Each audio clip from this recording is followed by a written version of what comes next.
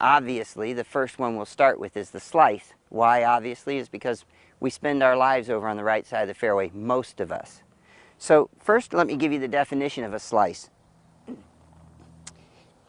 When you make contact with a golf ball, and if the club face is open, this imparts a left to right spin. Now, the faster that you swing, and the further that you swing out to in, or the more that the club face is open, the further right the golf ball will curve. So these are a couple of the things that can happen during the golf swing. For starters, if you grip the golf club in a fashion that is a bit too weak, this is what might happen when you swing the club back down to impact. That club face is open, and the reason that it's open is because this grip is too weak, too far over to the left for me. So I would turn my hands a little bit over to the right. And let's see what happens when I swing back. Now that club face is square. This ball will not slice. That's just one of a couple reasons why you'd slice. Here's the second reason that you might slice.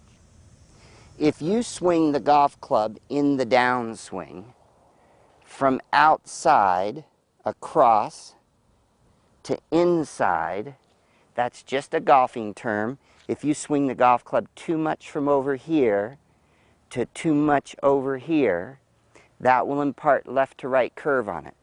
Here's another reaction you might have. If you swing the golf club too much from outside to too much inside, you'll feel this handle coming closer to you, which puts left to right spin on it. Here's another mistake you might make. For those of you that grab onto the golf club too tight with the left hand and or right hand, this will slow the club face down, the heel will get quicker, and this will slow the toe down and will stop it from crossing over if you're grabbing on too tight. So I've picked out a couple of mistakes that you might make, and I think if you relate to them and you hit the one that you believe might be your mistake, you'll start getting the club face a little quicker to the bottom of the hit and you won't slice it. Now here's one last mistake. From time to time, the term that we use in golf is called timing. It's just a golfing word, and all it means is, can you get the club face down to the bottom at impact square as this left hip moves out of the way so the face can roll on over?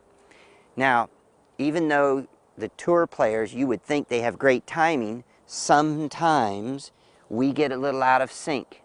The left hip goes forward, and that will stop the club face from crossing over, and this will also create a slice. So here it is. From face on, a curve that goes from left to right is a slice. It's simply created by not getting this toe to cross over sooner.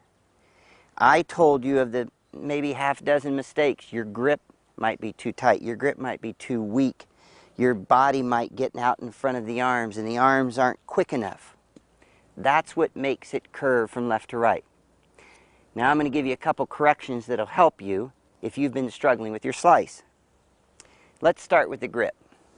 If you look down and you don't see any knuckles of the left hand, then simply turn your left hand a little bit to the right so you can see one or two knuckles at address.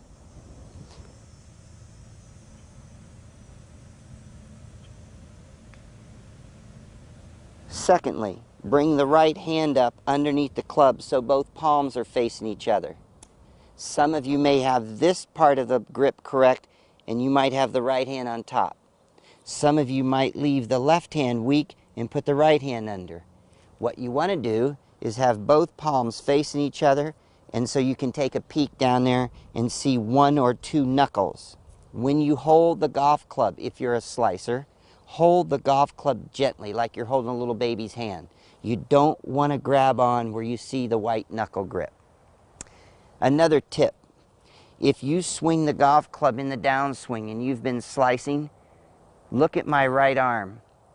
If you straighten out this right arm sooner, this will enable the club face to cross over in the downswing.